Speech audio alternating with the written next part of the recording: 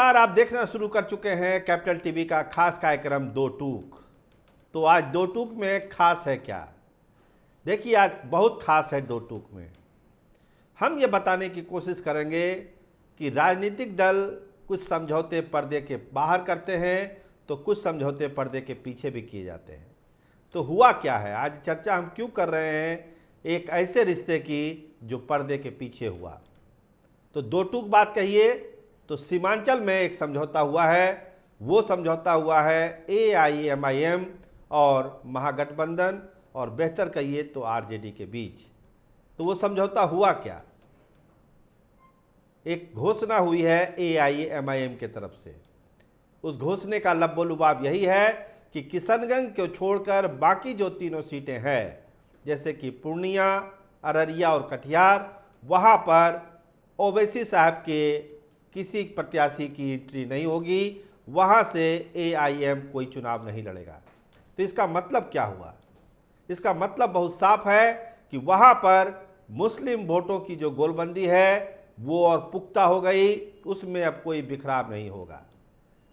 आप ध्यान रखिए कि जो सीमांचल के इलाके में इस बार AIMIM की पूरी तैयारी थी कि वहाँ पर एक बड़ा मोर्चा लिया जाएगा और ये बतलाने की कोशिश की जाएगी कि AIMIM सही मायनों में मुस्लिमों की नुमाइंदगी करती है।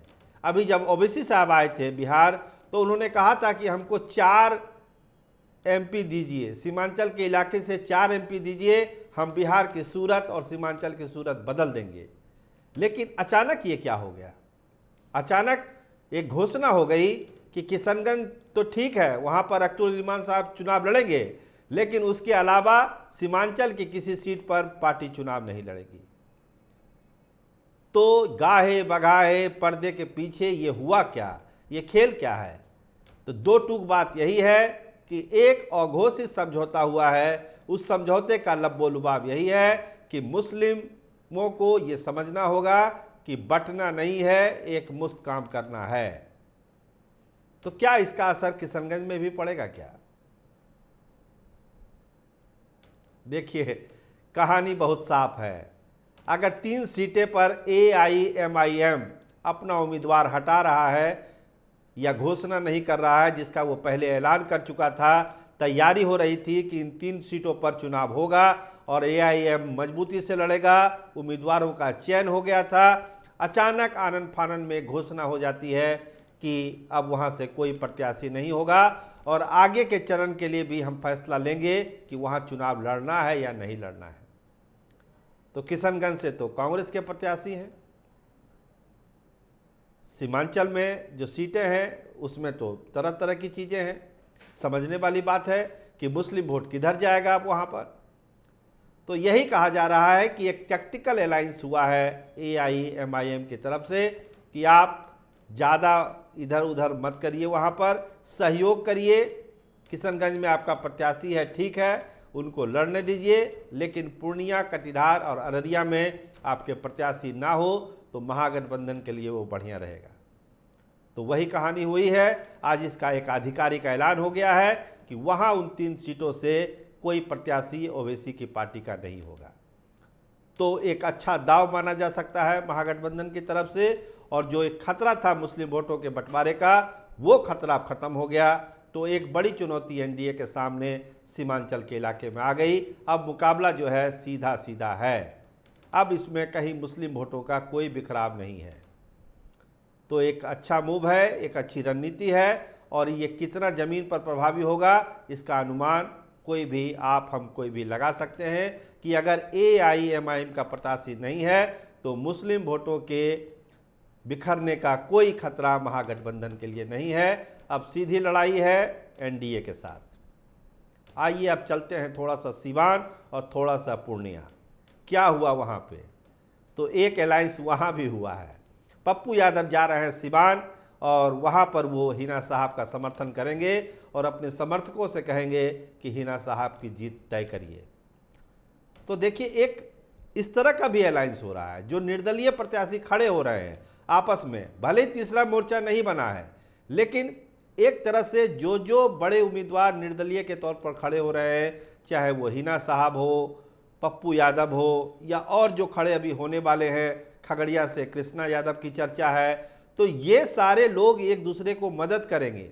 भले ही कागज़ पर इनका कोई समझौता नहीं है, कोई तीसरा मोर्चा नहीं बना हुआ है, लेकिन पप्पू यादव, हिना साहब या और वैसे प्रत्याशी जिनको लगता है कि उनको गठबंधन में या एनडीए में कहीं जगह नहीं मिली, वो चुनाव लड़ेंगे ही लड़ेंगे, निर्दलीय लड़ेंगे, तीसरा मोर्चा बनाने का समय नहीं है। ऐसे लोग आपस में कनेक्ट हो रहे हैं धीरे धीरे, और पप्पू यादव अगर सीमांत जा रहे हैं तो यही मैसेज देने जा रहे हैं कि हम लोग एक साथ हैं।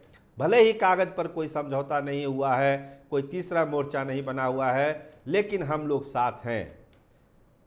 हिना साहब भी पूर्णिया जा सकती हैं, वो भी पप्पू यादव के समर्थन में रैली कर सकती हैं।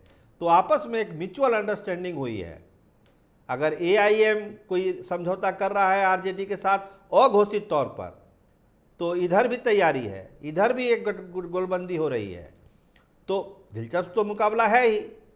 24 का चुनाव जो हम कहते हैं कि रोज बदल रहा है, रोज 24 का चुनाव, रोज नए नए समीकरण बदल रहे हैं। आज ही देखिए 2 बड़े डेवलपमेंट हो गए, एक एआईएम का और एक हिना साहब का। पप्पू यादव कह रहे हैं कि तेजस्वी यादव लालू तो हमको धोखा दे दिया, वो धोखे की राजनीति करते हैं। तो बहुत सारी चीज़ें हो रही है। 2 टोक कहिए तो अभी बहुत सारे समीकरण बिहार में बदलने वाले हैं। देखिए दिल्ली में जाके अनिल शर्मा और उपेंद्र कुमार बीजेपी में शामिल हो गए। अब समझ जाइए कि जो मगध की राजनीति है वो कितना प्रभावित होगी। मगध के इलाके के दोनों मजबूत नेता हैं। अनिल शर्मा ने, जिन्होंने हाल में इस्तीफा दिया, कांग्रेस के चीफ भी थे बिहार में, और उपेंद्र कुमार जिन्होंने लड़ाई लड़ी थी वहाँ पर औरंगाबाद में, बहुत मजबूती से लड़ाई लड़ी, वो भी बीजेपी में शामिल हो गए। तो शाहबाद का तो समीकरण बदल रहा है। पहले से ही मजबूत एनडीए और मजबूत हो रहा है। अब वहाँ का क्या जवाब है लालू प्रसाद के पास, इसको इंतजार करिए 1-2 दिन, वहाँ का भी जवाब दिया जाएगा। तो चीज़ें रोज घट रही है, रोज ब रोज। आज जिस पर बात कर रहे हैं, हो सकता है कल और डेवलपमेंट कुछ हो जाए, लेकिन बताया यही जा रहा है, जो चीज़ें आगे बढ़ रही है, कि बिहार की सियासत बहुत ही दिलचस्प मोड़ पर आगे है, और धीरे धीरे जो भी घटनाएं हो रही है इस सियासत को और भी दिलचस्प और रोमांचक बना रही है। प्रधानमंत्री थे आज बिहार में, रैली भी हुई, जमुई में थी, लेकिन परिवारवाद पर उन्होंने कुछ नहीं कहा। इसका मतलब क्या हुआ कि जो चाल चली थी सियासत के बिसात पर तेजस्वी यादव ने परिवारवाद का, उससे वो मात खा गए। यानी पहली जीत तेजस्वी यादव ने दर्ज कर दी। अब आखिर आगे क्या होता है। सभा हुई, अच्छी सभा हुई, तमाम चीज़ों पर चर्चा हुई, भ्रष्टाचार पर बात हुई, जंगल राज पर बात हुई, डेवलपमेंट पर बात हुई, लेकिन परिवारवाद पर कोई बात नहीं हुई। तो चीज़ें को समझने की ज़रूरत है कि कौन से इशू को कौन पहल कर रहा है, पहले कौन बाजी मार ले जा रहा है। आज भी सोशल मीडिया पर ट्वीट है तेजस्वी यादव का परिवारवाद को लेकर ही। इसलिए इसका मतलब है कि उनको पता था कि ये हमला होगा। रोनी आचार्य छपरा में उतरी हैं तो ये चर्चा होगी, उससे पहले ही इसको डिफ्यूज कर दिया जाए, न्यूट्रलाइज कर दिया जाए, और वो डिफ्यूज हो गया। अब आगे देखिए कौन कौन से आरोप लगते हैं, क्या क्या आरोप होता है, क्या क्या जवाब दिया जाता है। लेकिन ये लड़ाई तो चलेगी अभी, जब तक चुनाव के रिजल्ट नहीं आ जाते, अंतिम चरण का मतदान नहीं हो जाता, तब तक ये सब चलता रहेगा। लेकिन जो डेवलपमेंट है, खासकर जो सीमांचल में आज का डेवलपमेंट है, वो गौर करने वाली बात है। उसको समझने की ज़रूरत है कि एआईएमआईएम अगर अपने प्रत्याशियों को वापस लेता है, चुनाव नहीं लड़ने को कहता है, तो इसके पीछे की रणनीति क्या है। कहीं ना कहीं एक टैक्टिकल अलायंस जरूर हुआ है आरजेडी के साथ कि आप हमारा साथ दीजिए। देखिए हम आपको बताएं कि आगे के चरण में भी एआईएमआईएम चुनाव लड़ेगा, इसकी कोई गारंटी नहीं है। हालांकि अब बहुत ज़्यादा मुस्लिम बहुल इलाका नहीं है, लेकिन थोड़ा बहुत जो बिखराव की भी आशंका है उसको भी लालू प्रसाद ख़त्म करना चाहते हैं। किशनगंज में चूंकि नॉमिनेशन हो गया तो हो गया, बाकी सीटों पर एआईएम अपनी खामोशी रखेगा। तो पप्पू यादव ने भी अपनी चाल चली है, हिना साहब ने भी चली है, ओवैसी साहब ने चली, और लालू ने तो मास्टर स्ट्रोक खेल ही दिया सीमांचल के इलाके में। क्योंकि देखिए पूर्णिया की लड़ाई उनके लिए प्रतिष्ठा की लड़ाई बन चुकी है, और उस जंग को किसी भी हाल में तेजस्वी यादव और पप्पू यादव जीतना चाहते हैं।